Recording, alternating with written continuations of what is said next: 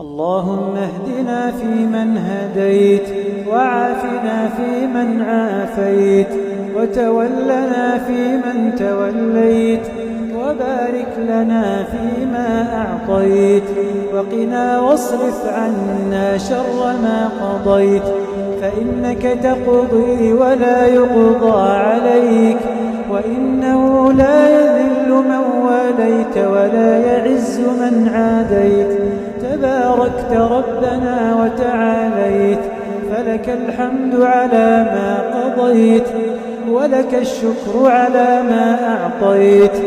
نستغفرك اللهم من جميع الذنوب والخطايا ونتوب إليك.